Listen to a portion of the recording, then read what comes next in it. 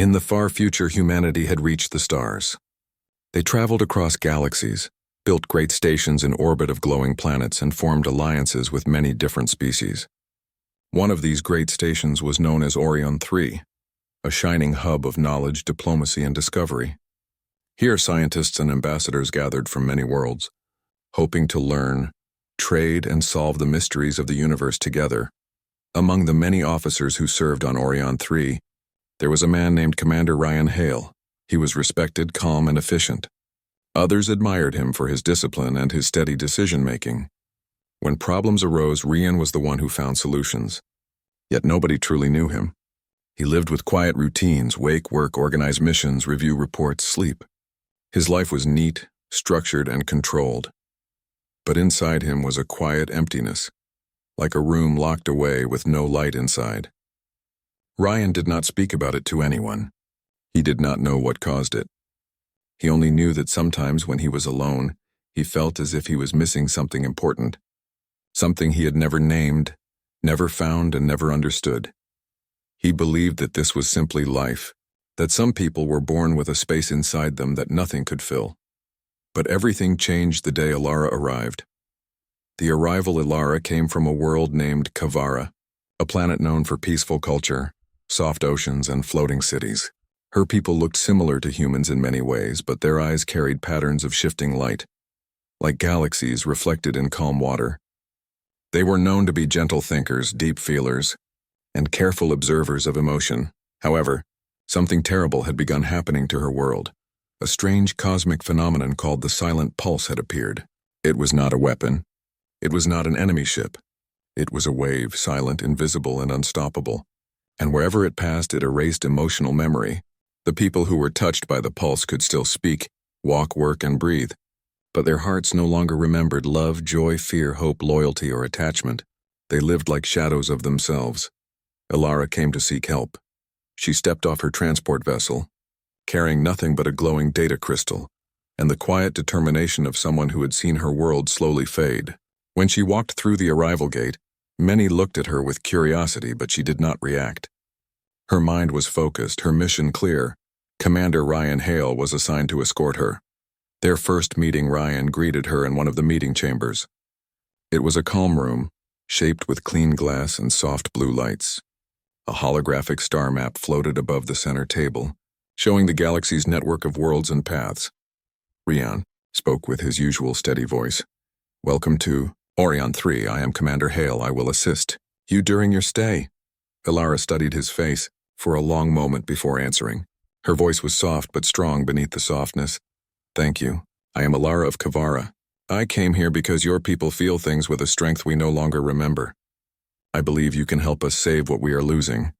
Ryan did not fully understand her meaning, but he nodded politely. "You seek scientific support?" Alara shook her head slowly. "No, I seek understanding. We need to learn how humans hold emotions so strongly, how you connect them to your memories. Because on my world, those connections are disappearing." Ryan listened. Something about her words stirred something inside him, like an old thought rising from deep water.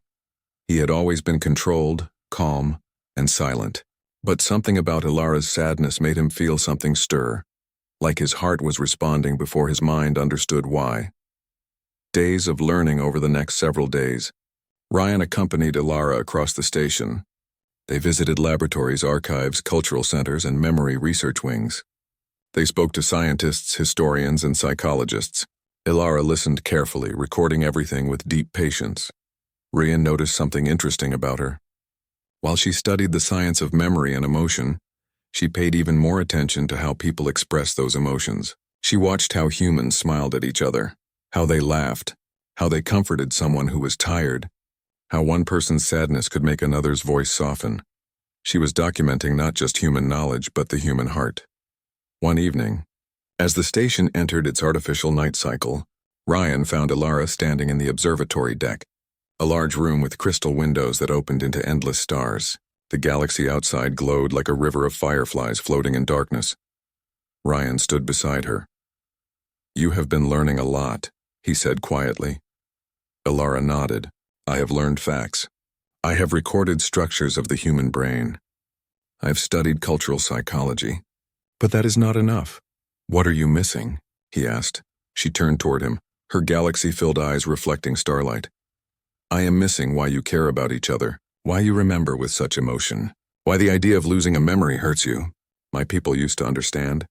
But the silent pulse is taking that away. Once the memory of love fades, the meaning fades. Without meaning, we are only moving bodies." Ryan felt something inside him shift. He thought of his own quiet emptiness, the room inside him with no name. "I don't know why humans care so strongly either," he said honestly. "But we do. Maybe it is something we are born with. Maybe it is something we learn." "I don't know." Ilara studied him carefully. "You feel incomplete," she said gently, not as judgment but as simple truth. Ryan froze. No one had ever spoken of it.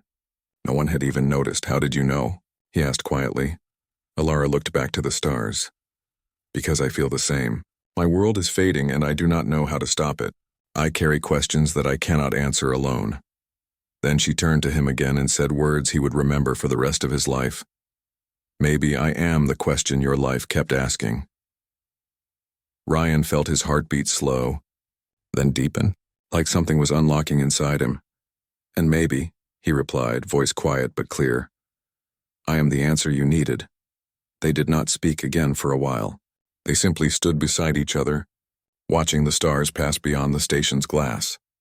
Neither of them knew that the silent pulse had already begun spreading toward Orion 3. The question and the answer had finally met, but their real journey was only beginning.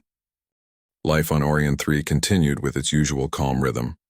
Ships docked and departed, ambassadors held meetings, engineers maintained systems, and research teams worked late into artificial nights. Yet within that normal routine, Ryan and Ilara's connection was quietly growing. They did not speak about feelings directly. There were no confessions, no dramatic declarations. They simply understood each other, often without needing words. Something in their silence was soft and warm, like the first light of morning. But, while their world felt steady, a silent danger was moving closer. The same mysterious force that stole identity and emotion from Ilara's home was now heading toward the station. A subtle change. It began with small signs, nothing dramatic, nothing obvious. A technician forgot the name of the person he worked with every day. A pair of friends sat together at lunch in silence, not knowing why they usually laughed. A gardener, in the station's greenhouse, stared at flowers she once cared for, but felt no attachment to them now. Ryan noticed. Ilara noticed. But the others did not understand the danger. The silent pulse was not violent. It was not loud. It was not frightening. It was gentle, like a tide slowly washing memories away. Ilara stood beside a large window in one of the research rooms, her hands folded in front of her. She looked calm, but her eyes, those shifting galaxy-like eyes, held sorrow. "It has begun," she whispered. Ryan felt a heavy stillness in his chest. "Can we stop it?" he asked. Ilara shook her head very slightly. "Not with machines, not with science. We can only slow it. The answer must come from the heart." Ryan exhaled slowly. The solution was something they did not yet understand, but he knew he would stay with her. He would not let her face this alone. Learning what cannot be measured, days passed and the pulse's influence deepened. Ryan and Ilara spent hours in the memory emotional study lab, speaking with scientists, reviewing neurological maps, and interviewing those affected. Some people remembered facts, names, and skills, but could no longer remember why anything mattered. They spoke of their lives as if describing someone else's story. One evening, the lab lights dimmed as the station shifted into rest mode. Ryan and Ilara remained seated at a table covered with star charts, emotional diagrams, and written accounts. Ilara rested her hand lightly on one of the documents, an interview from a mother who said she remembered her child's birth but did not feel anything when she thought of him anymore. The words were simply memories without emotion. "Do you see?" Ilara said quietly. "Memory continues, but meaning disappears. My world is becoming like this. People remember living with each other, but they do not feel why those memories were important." Ryan listened carefully. He did not rush. He did not interrupt. "You believe humans feel differently," he said. Alara nodded. Yes. Humans remember with the heart first. You attach emotion to moments so strongly that even time cannot erase them. That is the strength my people are losing. That is the answer we came here to find. Ryan looked at her thoughtfully. You think emotion is a kind of memory too? Ilara's eyes softened with relief. Yes. Memories stay alive when they are connected to emotion. Without the heart, memory fades into emptiness. Ryan then realized something important, something about his own empty feeling. Perhaps his emptiness came from memories he had never allowed himself to feel. Perhaps he had lived always controlled, always steady, never allowing emotion to shape his life. And perhaps Ilara was the key to unlocking that place inside him. A moment of clarity one night, they returned to the observatory deck, the same place where they had first spoken about their hidden truths.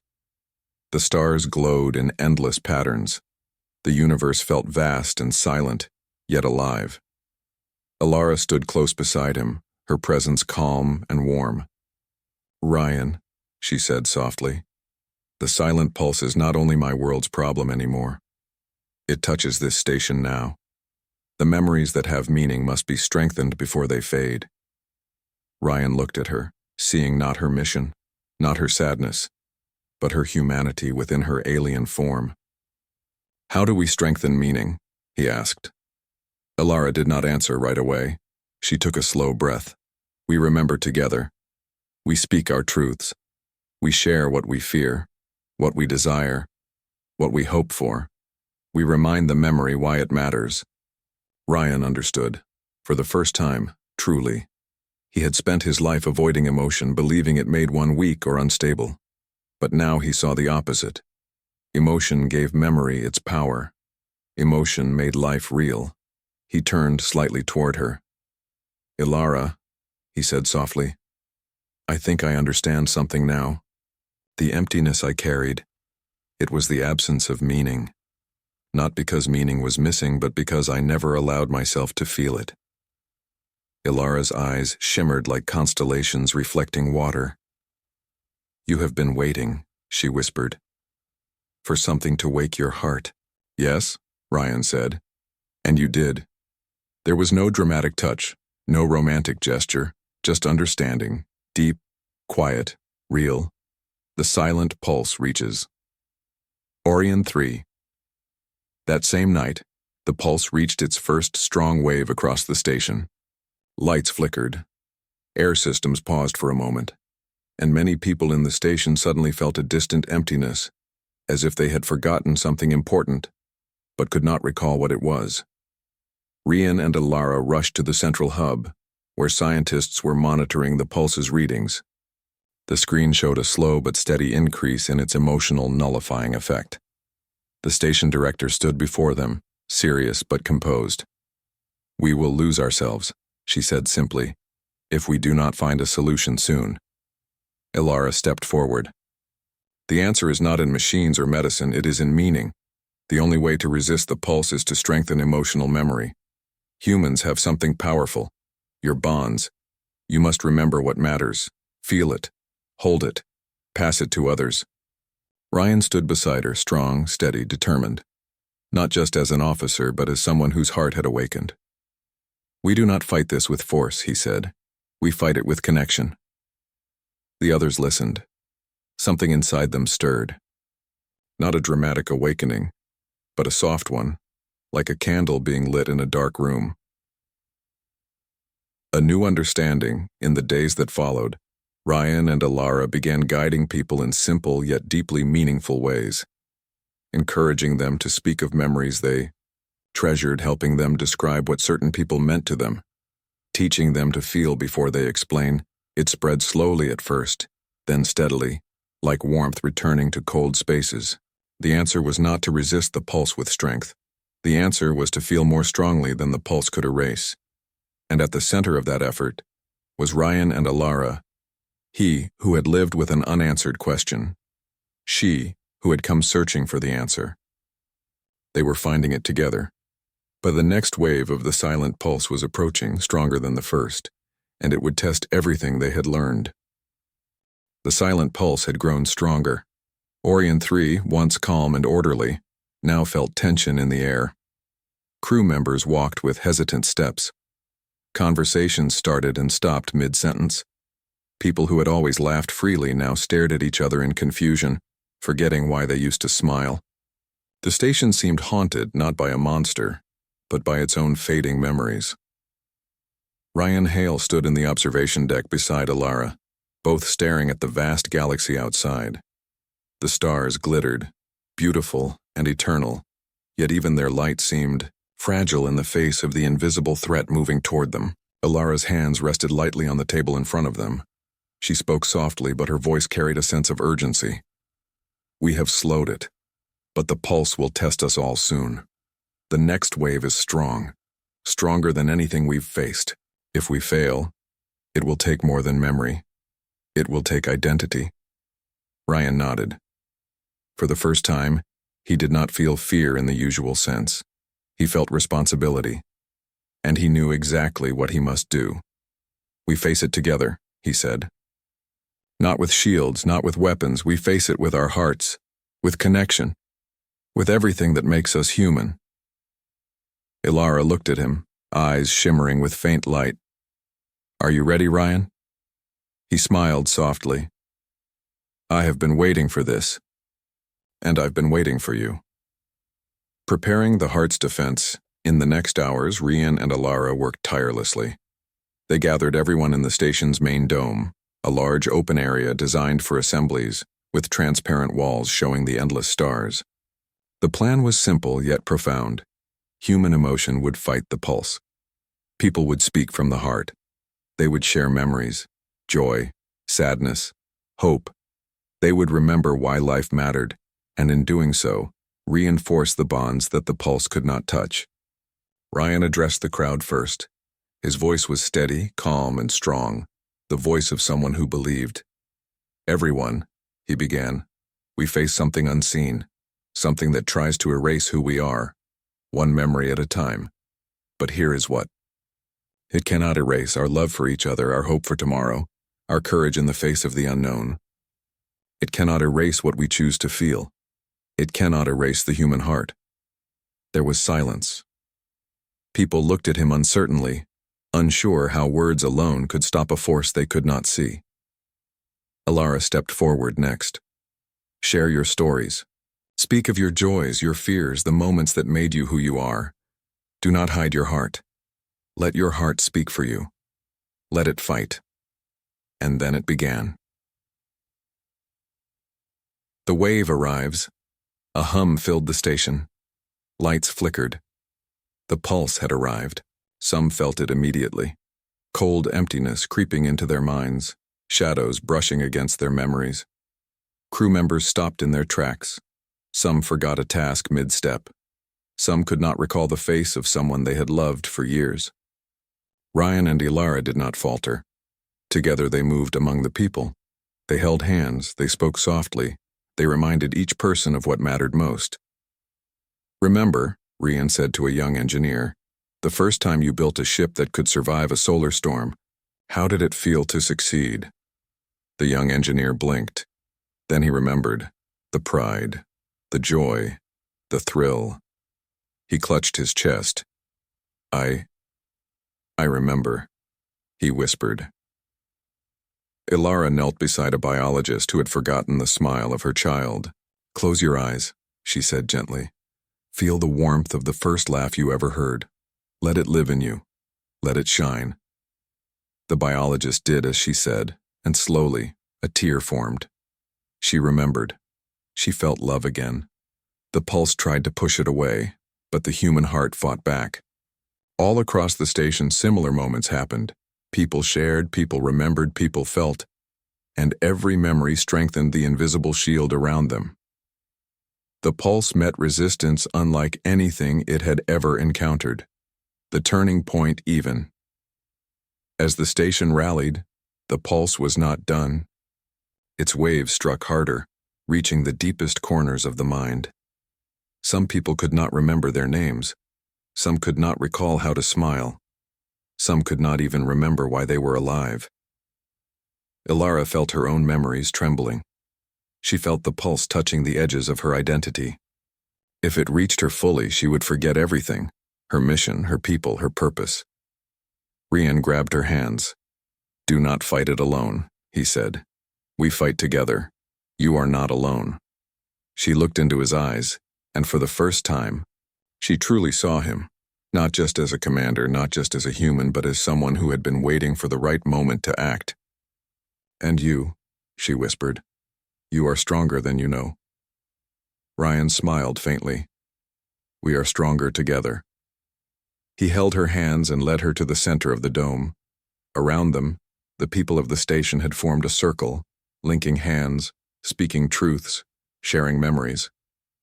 The air was filled with quiet voices, laughter, tears, and the warmth of connection.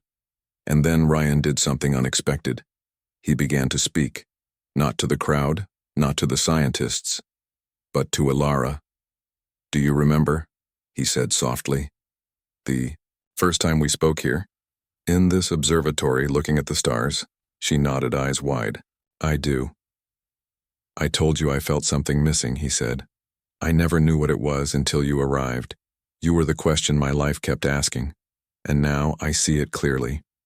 You are the answer I needed." Ilara's eyes shimmered with tears. "Ryan." He squeezed her hands. "We are part of this. Not just the people here, but us. We will remember together. We will hold on to what matters." And in that simple, honest connection, the pulse met its greatest challenge. The human heart triumphs. The waves of the pulse pressed against them like cold, invisible winds. But every person in the dome had one thing the pulse could not erase: human emotion. People remembered what they had forgotten. They remembered friends, family, love, hope. They shared their memories out loud, reinforcing each other's minds. The pulse tried to pull, tried to wash them away, but the strength of shared humanity resisted. Ilara and Ryan moved through the circle, touching, guiding, and encouraging. The pulse's power weakened with every remembered word, every shared memory, every beating human heart. Finally, the pulse receded, slowly, almost imperceptibly. The station lights steadied. The hum of the pulse faded into silence. People wept. They laughed. They hugged, remembering why they mattered to each other. Ilara turned to Ryan. "We did it," she whispered. "No," he said, gently smiling. "You did it. Humanity did it. We only reminded everyone of what they already had inside." And in that moment, Ryan realized something deeper than any mission or achievement. He had found his missing piece. Ilara looked at him, eyes reflecting the stars outside. "And you," she said softly. "You were the answer I needed too." A new beginning after the pulse had passed. Orion 3 returned to its normal rhythm. Ships docked and departed, research continued, and life returned. But everything felt different now. People spoke openly of their memories and emotions. Bonds grew stronger. Connections deepened. Humanity had been tested, and it had triumphed, not through force, but through the power of the heart. Rian and Ilara continued to work together, not just as commander and scientist, but as partners in purpose. Their connection was quiet, unspoken at times, but deeper than anything either had ever experienced. They no longer carried emptiness inside. They carried understanding, hope, and each other. And as they stood once again in the observatory, looking out at the stars, Rian whispered, "Whatever comes next, we will face it together." Ilara nodded, her hand finding his. "Yes, together." The galaxy stretched endlessly before them, full of unknown challenges, new worlds, and mysteries to solve. But humanity had proven one truth. The human heart is stronger than any force, visible or invisible, that seeks to take it away. And in that victory, in that connection, Rian and Ilara found not only the salvation of a station and a people, but the answer to their own lives. The question had been asked, the answer had been found, and the stars shone brighter for it.